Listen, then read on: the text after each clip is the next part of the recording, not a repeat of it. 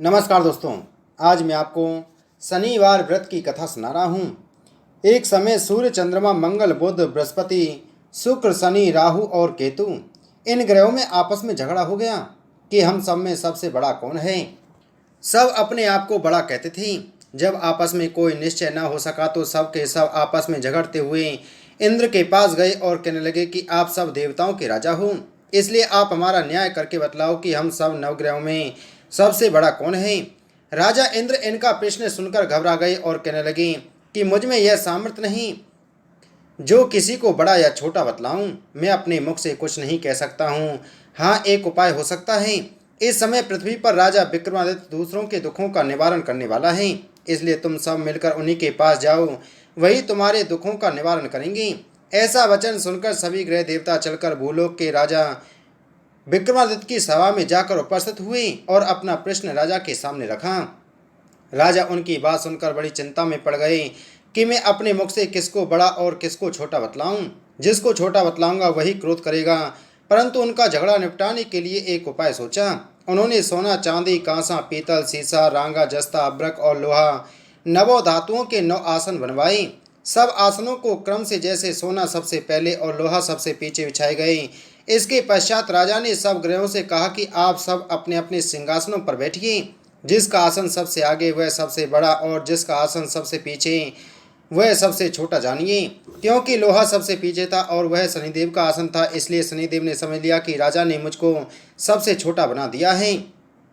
इस पर शनिदेव को बड़ा क्रोध आया और कहा कि राजा, तुम मेरे पराक्रम को नहीं जानता। सूर्य एक राशि पर 1 महीना, चंद्रमा 2.25 महीना 2 दिन, मंगल 1.5 महीना, बृहस्पति 13 महीने, बुध और शुक्र 1 महीने, परंतु मैं एक राशि पर 2.5 अथवा 7.5 साल तक रहता हूँ। बड़े बड़े देवताओं को भी मैंने भीषण दुख दिया है।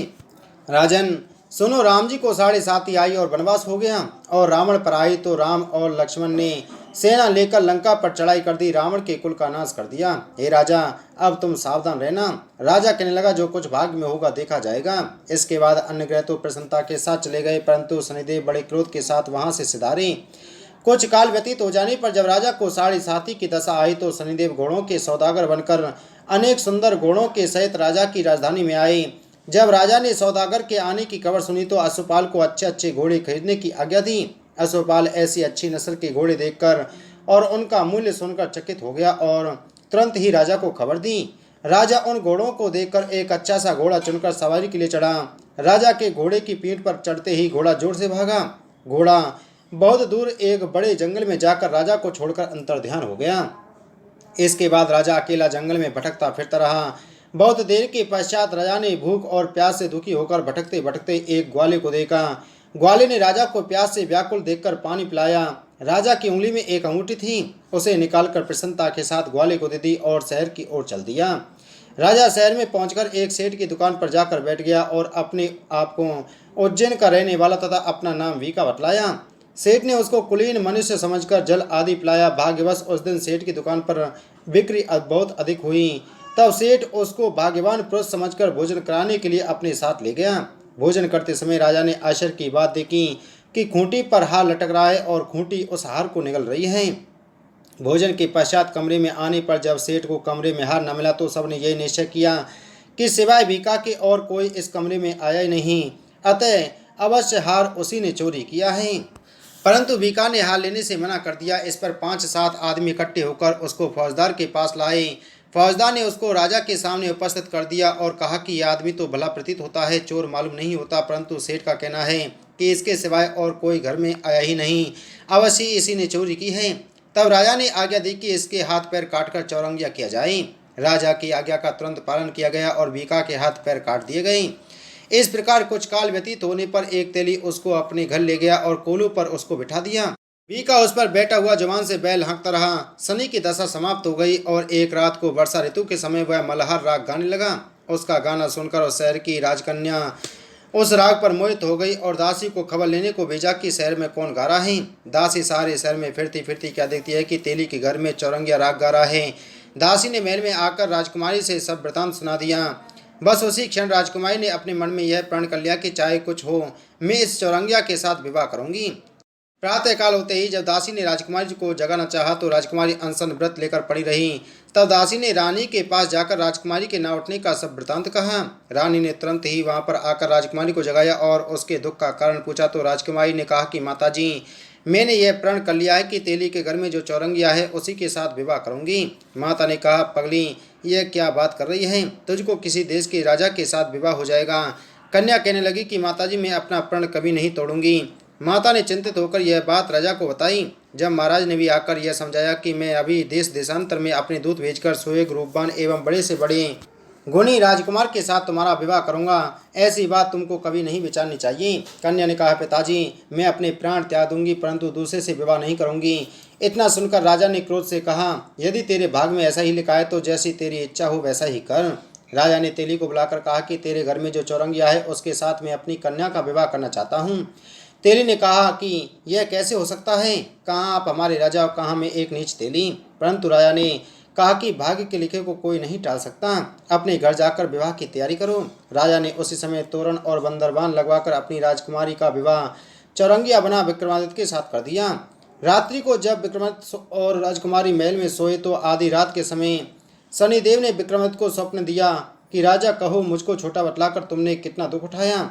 राजा ने क्षमा मांगी। शनिदेव ने प्रसन्न होकर विक्रमादित्य को हाथ पैर दिए। तब राजा ने कहा, महाराज, मेरी प्रार्थना स्वीकार करें कि जैसा दुख आपने मुझे सौंप दिया है ऐसा और किसी को ना दें।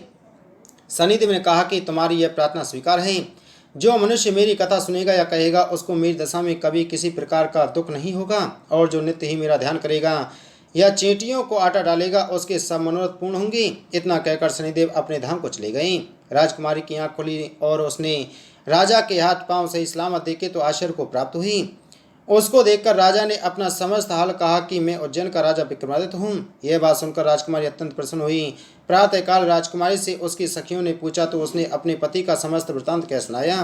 तब सबने प्रसन्नता प्रकट की और कहा कि ईश्वर ने आपकी मनोकामना पूर्ण कर दी।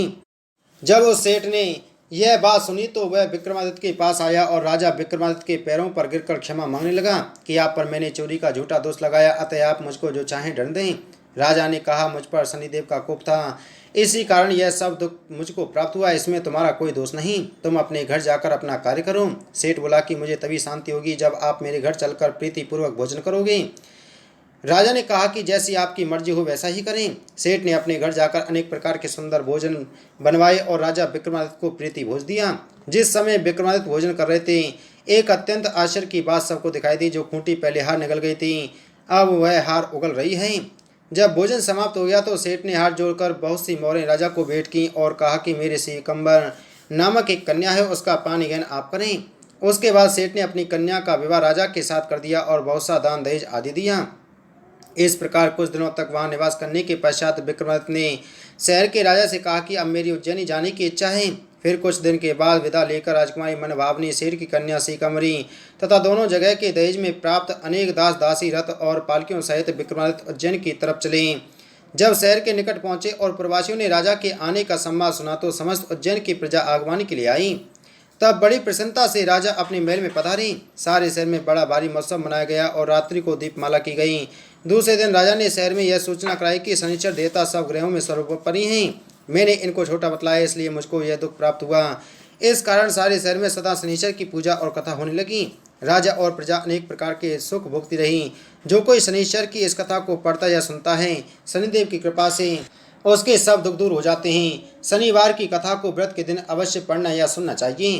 बोलो शनिदेव भगवान की जय।